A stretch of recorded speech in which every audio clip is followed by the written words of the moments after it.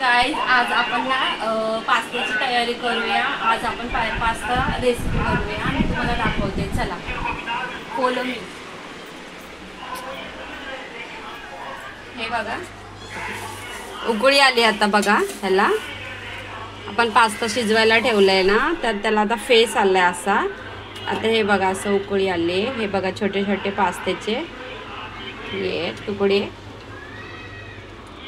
हे बघा आता मी पास्त्याची तयारी करते। आता मुलांना ना मी पास्ता बनवते। आज आपण या पास्त्याची रेसिपी करूया।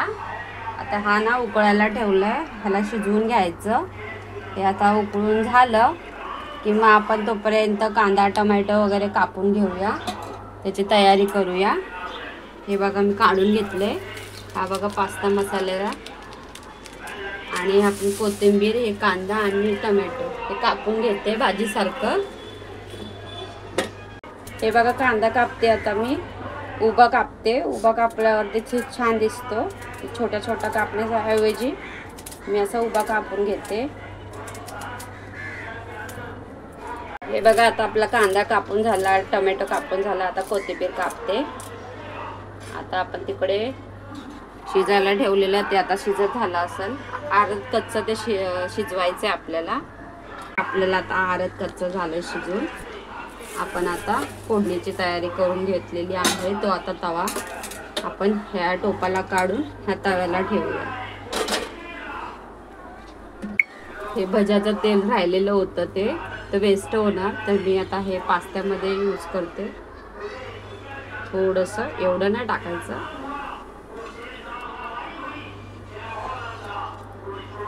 हे बघा कांदा भाजतोय आता आपला। एकदम मस्तपैकी भाजून घ्यायचा याला चांगलं लालसर।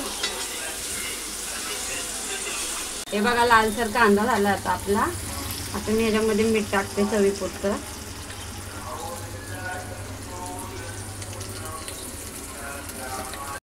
हे काढून घेऊया,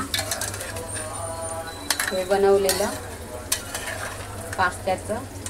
हे असं ह्याच्यातून पाणी काढून घेऊया असं आणि ह्याच्यात टाकूया।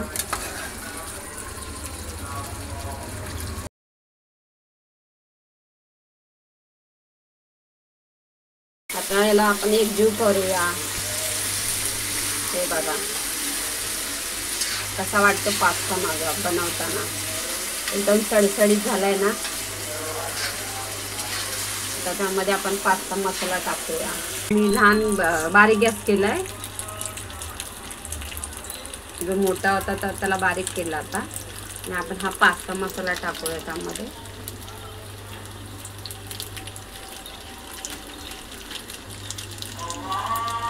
हे बघा आता त्याला एकत्र असा मसाला टाकला। आता एकत्र हलवून घेऊया।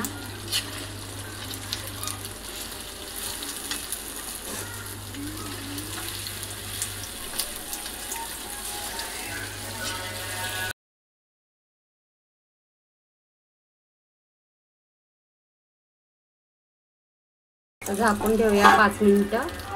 5 मिनिटांनी ह्याला बंद करूया। आपण बारीक गॅसवरती हे केलंय, वाफेवर शिजवायला ठेवलं। आपलं शिजवून झालं असेल, 5 मिनिटं होऊन गेली। तर आपला असं झाला पास्ता।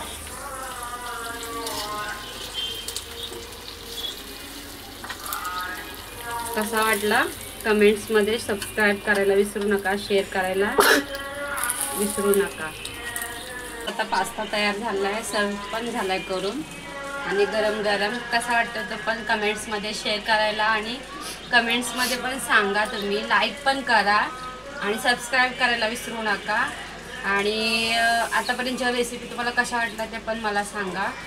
आणि काय कमी जास्त असेल तर ते पण तुम्ही मला सांगा। आणि तुम्ही थोडंसं मी न्यू असल्यामुळे समजून घ्या।